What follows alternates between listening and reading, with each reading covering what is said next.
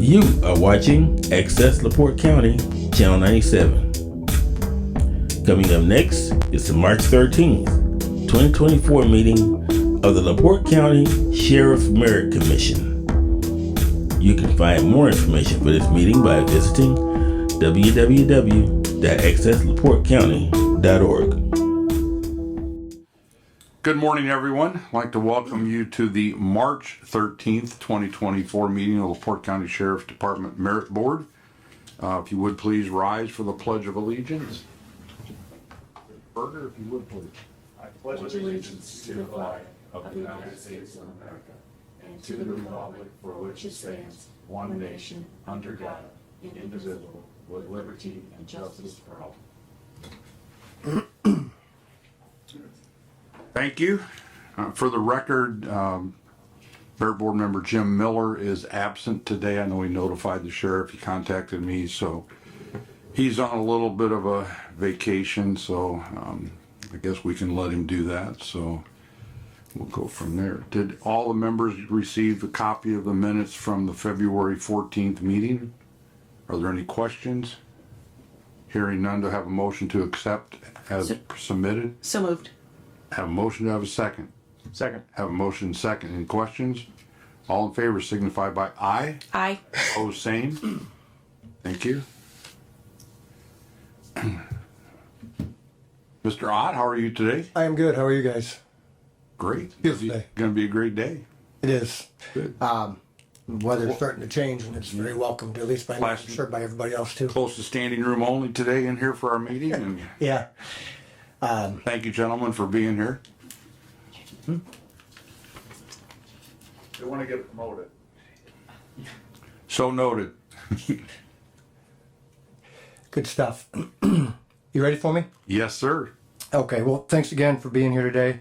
I'll go through the agenda in front of you. So, our calls of service between January and February have decreased.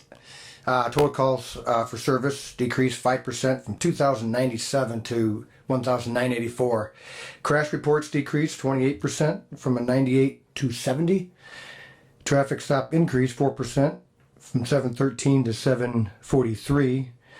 Car deer crashes increased 39% from 18 to 25. Year to date, in 2023, we were at 4,416 calls for service, and now we are at 4,081, so that's decreased as well. I don't know the reasons for that. I think we talk about that often, like why does it decrease, why does it increase? Some of it makes sense, but some of it doesn't always make sense to me, but nonetheless, those are our stats. Administrative Assistant Becky Popwell has finished the 2023 annual report. It's a pretty exhaustive report to put together, so we appreciate her doing that. Some of those stats are the calls for service increased 15% from 22 to 23. Major cases are down 8%. Arrests were up 16%. Traffic stops were up 42%. And jail bookings were up 10%. Also in the annual report, there's the top 10 worst intersections.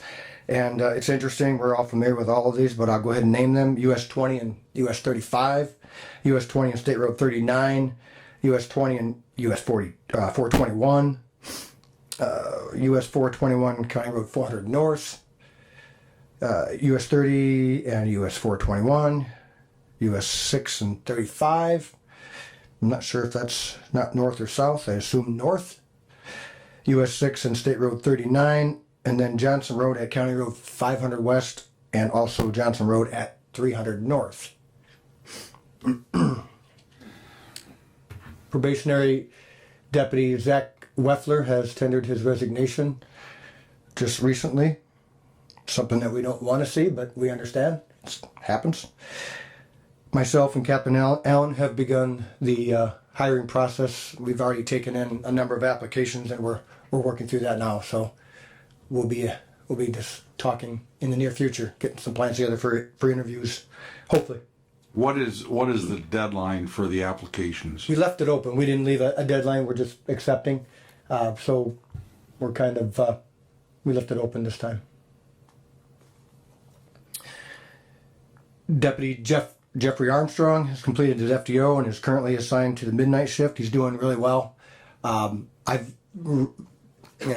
randomly ran into this young fella, and he seems to be doing really well. Appreciate having people that come into this profession with energy, and he seems to have that, and it's refreshing to see. Our new hire, Dylan Heisick, is still at the Northwest Academy and is doing well, as reported from Sergeant Wilson. Sergeant Lear has facilitated crisis intervention techniques training over the past 2 months, but also last year, you're probably aware of. It's a countywide project. It's aimed at dealing with the mental health issues. It's funded through a grant. And I got to tell you, not on paper, James, you've done a phenomenal job with organizing it. And I appreciate it. I know the sheriff does, this department does. And I know you have some updates for us. So why don't you come up now and give that to us. Thank you, Chief. I had to prepare notes because if you let me go on my own, we'd be here all morning. So just a quick summarization of the CIT initiative in the fall of 2021. At the time, Captain Cicero sent out an email to all the sergeants. Said, hey, there's a position for this grant that's being filed for. They want a law enforcement, somebody preferably from the county. I was a new sergeant at the time. Thank you. And I put in, I assumed I wouldn't get it. Turns out I was the only one that replied to the email. When I sat down with Captain at the time, he told me it was just going to be maybe a couple Zoom meetings a month, here and there. Turns out it ended up almost being a full-time job for a little bit, but this truly has become the highlight of my law enforcement career. So what this entailed is the Community Catalyst Grant. It was $1.6 million investment from the federal government in the state of Indiana and LaPorte County to invest in a systemic change. One of the big things was law enforcement training for mental health. 1 in 10 approximately calls for service that we go to deal with somebody in either a mental health crisis or suffering from a mental health episode. And law enforcement has become, unfortunately, the de facto mental health response. And the Department of Corrections and law enforcement in general are the largest mental health providers in the country, and that's a problem. So that's where the kind of origins of crisis intervention comes from, is diverting people that are suffering from mental health crises out of the criminal justice system into the mental health system where they belong. And so it was a countywide initiative with the goal of getting 120 officers trained in the program. My initial position as the law enforcement coordinator, and I think I had the luckiest. I just had to deal with the cops, which was great. The hardest part, though, was going to our law enforcement leaders and saying, hey, I want 120 of your guys off the road for an entire week. And then, by the way, I know you guys are all short-staffed. At the start of this initiative, Michigan City was down 18 officers. LaPorte City was down 14. We were down 6. And then here I come in knocking on everybody's door saying, hey, I want to take guys off the road and put them in class for the week and teach them how to talk to people. The class is 40 hours, and it's a legitimate 40 hours. For those of you that are not familiar with most cop trainings, an 8-hour class is probably 4 hours of actual training, 3 hours of BSing, and about a 2-hour lunch, and you always go home early. At CIT, it's intensive. It's 40 hours. We are there late every day. It's evidence-based. There are doctors, nurses, mental health providers, community activists. The officers attending the training go to sites. They meet people that are living with mental illness and get firsthand testimony of, like, hey, this is how I live with my disorder, and also how law enforcement interactions have come with us. We have a great presenter who's spent time in our LaPorte County jail waiting for a state hospital bed, and he talks extensively about how that affected his mental health waiting for that bed. He constantly compliments Chief Ott, actually, on keeping him happy, sane, and always with commissary. So he's very thankful of that. I do want to, before I get into our specific county guys, I got to brag about this team. LaPorte County Way is what we've been calling it. We were the first unified county team in the state. I don't count the Indianapolis team because there's only one police agency in Marion County. It's IMPD. They don't count. We have a unified county team that's every law enforcement agency in this county is participating, attending the training, so we're all trained the same way and all doing the same work. Focusing on cross collaboration, this team has been recognized at the CADCA conference in Washington, D.C., where we actually presented our training. Representative Frank Mervin was very impressed with what we're doing and is working with Governor Holcomb on some separate initiatives to help get some more money into this once the grant expires. The Indiana Division of Mental Health and Addiction has personally attended our trainings and has said we are doing great things. And we just recently started working with Doug Hunsinger of the Commissioner of the Indiana Commission to Combat Substance Abuse, on a new initiative specifically targeting homeless and substance abuse disorder. And I brought one today if you want to talk about it after the meeting, but we're going to be, CIT officers specifically are going to be working to handing out these harm reduction kits, working with the homeless and tackling different things. So it's not just mental health. These officers are going out in the community and doing great things. We had 2 classes in 2023, 2 in 2024, and we're going to have one more in September, but that one's going to be mainly focused on our supporting services like EMS, dispatch, adult probation. So really the bulk of our law enforcement training has been done. In total, 88 police officers, 6 jail staff, 5 dispatchers, 1 probation officer, and 1 township trustee have attended our training. Just to give you a quick example, in a specific case and the impact this is having for LaPorte County, we had 1 individual that generated 30 calls for service between July and December of last year. So 1 individual generated 30 calls for service because of her mental health issues. Multiple arrests. Finally, with the work of 1 dedicated CIT officer working directly with the Swanson Center, we haven't been back since December. That person's in treatment, is regularly taking their medication, and so we went from 30 calls for service in 6 months to we haven't been back since December, and that person's back in treatment. So let's brag about LaPorte County real quick, because we are the leaders in this. The Sheriff's Office for each session has been the largest contributor. 24 of the 24 officers in our active 38. So we have 38 total officers in patrol. 24 of them have received the training. That's 63% of our patrol division has gone through this training. All of our patrol captains, which is huge. So they lead by example. Our leadership comes from the top. And our afternoon shift, 10 of the 12 officers on afternoon shift have all had this training. So I'd like to personally recognize the following officers. Like I said, all 3 of our captains, Dallas Smythe, Brian Pagalski, and Jeff Wright. Sergeants Adam Hannon, Scott Lanou, Gabe Struess, and Ryan Elcock. And the following deputies: Corey Chavez, Justin Phillips, Trey Masterson, Josh Smith, Brian Dolporowski, Shane Landry, Tyler Obelholzer, Alex Clemens, Evan Dolporowski, Derek Deck, David Grimberg, Austin Howell, Jacob Payne, Micah Dokmanovich, John Sikorsky, Justin Gorney, Jared Buford, Joe Walker, Jet Bolina, Julian Sanchez, Sawyer Laffoon, and Xavier Biggerstaff.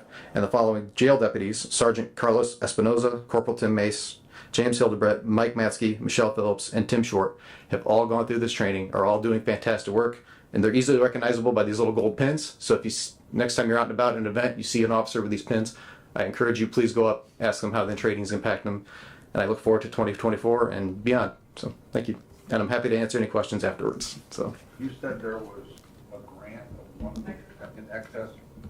$1.6 million Okay, now is that just for the county or is that statewide? just for this county. And where do those funds go? I mean, what are they used for? So some of the funds were allocated. So the reason we did get reimbursement for law enforcement. So we get $55 an hour for each law enforcement officer that attends. But a lot of that is going, the law enforcement side of this grant is very small. A lot of that is going to systemic change, hiring more mental health providers, getting more facilities. HealthLink, the Swanson Center, the Bowen Center have all increased their staffing and services in this county. Stuff like these harm reduction kits, a lot of allocating funds to go out in the community to interact with the homeless, tackling the homeless issues, a big part of this community catalyst grant. So CIT is a very small part of this $1.6 million, but it's been very beneficial. I think in total about $250,000 of this $1.6 million has gone directly to law enforcement agencies for staffing and training. Is the goal to have all of the road deputies and everybody in the department? I mean, is that a goal? Actually, no. Or no? No, the CIT thrives. It's called the volunteer specialist. So CIT thrives on a volunteer model. So all these individuals I just named were volunteers. The reason they stick to a volunteer model is because you need to care about it. It's more work. You don't get any extra money for it, but we ask you to do more. So it really takes a special officer, a special individual to say, yeah, I want to get up there. I want to invest a little bit more time with somebody and get them the help they need. So we stick to we call them volunteer specialists, and so it's open to those who want to come. And we're happy they made that decision. Like I said, it's we are the largest law enforcement contributor from every agency in the county.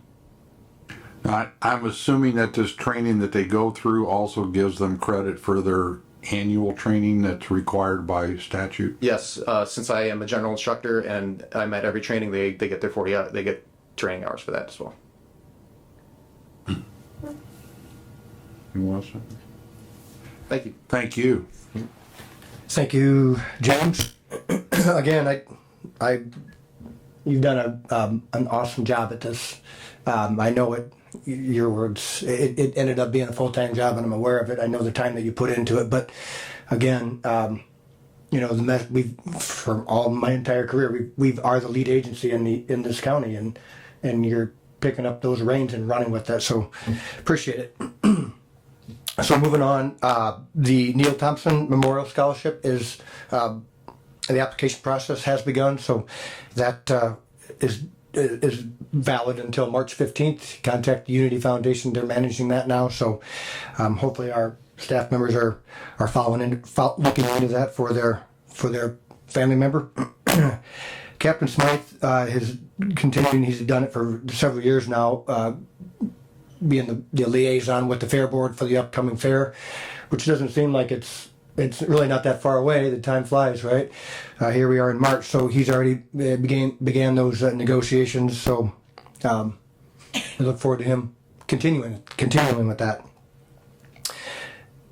The April 8th, for you social media people, I guess out there, April 8th is going to be it's a solar eclipse, I guess, right? So through Indiana Health Department, the Indiana Department of Homeland Security, they're expecting Indiana to be the ground zero, we'll call it. So there's a lot of unknowns to it, at least from my perspective, but we're preparing for things that were unknown for sure what's going to happen, but they anticipate large crowds, and so we're discussing those type of things administratively, what we're going to do, and I know the other entities that I've named are doing the same. So we'll see what April 8th is going to be. That's Monday. It's in the afternoon. It's around at 2:00. So for those of you that don't know, I don't know how you couldn't, but I guess stand by.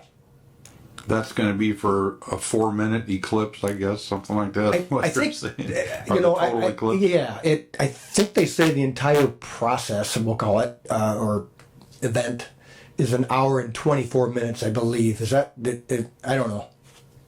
It's a science test, right? I don't know. So but we're going to be 96% darkness. I'm not being sarcastic when I talk. Pardon? 96% dark. Yes. Well, that's a good question, Louise.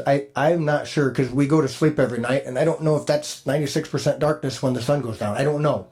But again, I don't claim to know all this, but it's interesting. I'm kind of looking forward to it. It's a thing that happens in our world, and we can see it. Right? It's kind of like But you're not supposed to see it. You're not supposed to look at the sun.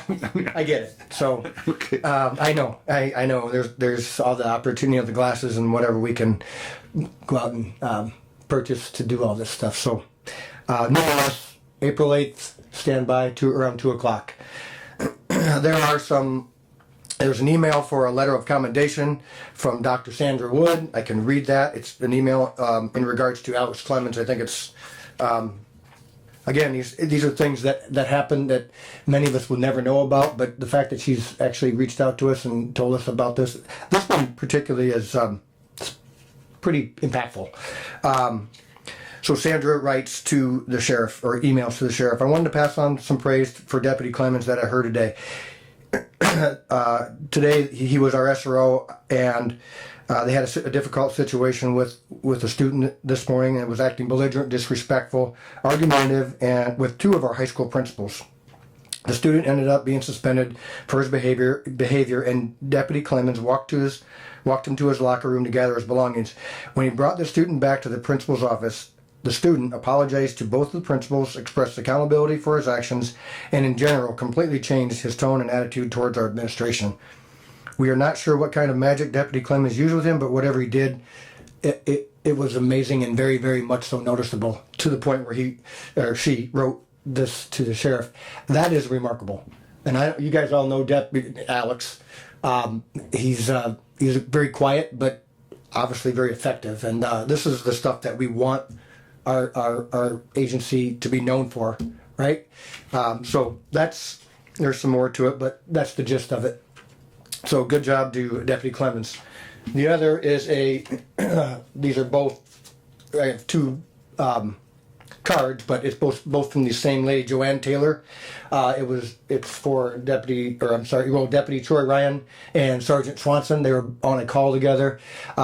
She noted how they handled the situation, the volatility of it, and just was appreciative for what they do and how they handled the particular call they were on. So she sent a card in and thanking both of them. So again, each month we read these things, and it's just good to see that different people all the time, very consistently, are doing things, and we appreciate it. And it's good that we recognize them, so they continue to keep doing that. So, not on the agenda. I just wanted to touch base. I don't know if you came through the agency, through our administration. We are almost there. John, the place is overhauled, right? Have you been through it? Not today. No? Okay. I mean, it looks good. It looks really nice, and for somebody that hasn't been here and hasn't seen it, that's why I referenced you. It's a nice setting for all of us to have, hopefully to prosper in. But that point of being complete is like we're there. Thankfully for the weather, they were able to paint the exterior doors. They're doing that as we speak, and so it's going to be. We can get to 2024 and go forward. So it's been a long 14, 15 months or whatever it has been. And just refreshing to see the hard work pay off, all the stuff that the different contractors have put into this. And now we can go. So if you have a moment, just take a step in and just take a look. It looks nice. We've changed some things from what you're accustomed to from when you worked here. So I'm looking forward to it. I know walking through this morning, it definitely is much brighter. Just a clean sense to it, and it's very refreshing. So not that I thought we had the dull appearance, but after seeing the change of the paint and using the LED lighting, which is going to be actually more efficient to run, it's amazing. It's refreshing. It's the word that people use all the time. So, looking forward to it. Good. Yeah. So I don't have anything else. Okay, thank you. Are there any comments from the floor? Comments from the floor for those wishing for promotions? Yeah, Captain Heineck, I mean, what can I say? So. Nothing. Okay, no comments from the floor. Comments from the board. John? Ms. Mott? Just quickly, I'm just thrilled to hear about the mental health training. It's critical. So I hope that we're successful in getting continued training, continued funding for that. So thank you for your efforts. I couldn't agree more with you on that. Laura, I think that is something that's definitely needed. Sergeant Lear, thank you for taking the point on that. I guess the thing that surprises me is that we only have the number of people at this department that are trained in it, because when you said volunteers, I think the one thing that our agency is known for is when you have someone say volunteers, usually every house or every hand in the house or arm in the house goes up. That's just the mentality of this department. It just filters throughout. It's almost contagious. And thank you for doing that and taking the lead on it. We appreciate it. Keep up the great work. Just to comment on that, I do know, like, the volunteers that you're speaking of, I think we have I don't have an exact number, but I think we have a steady diet on each shift as well as down in Detective Bureau. So their training is going to be felt on all, like, 24/7 in every capacity that we operate with. So it's kind of nice. Okay. That's all I have. Are there any other comments, questions? Have a motion to adjourn? So moved. Have a motion to adjourn. All second, please. Second. Have a motion seconded. All in favor signify by aye. Aye. Opposed? Meeting adjourned at 9:25 a.m. Thank you.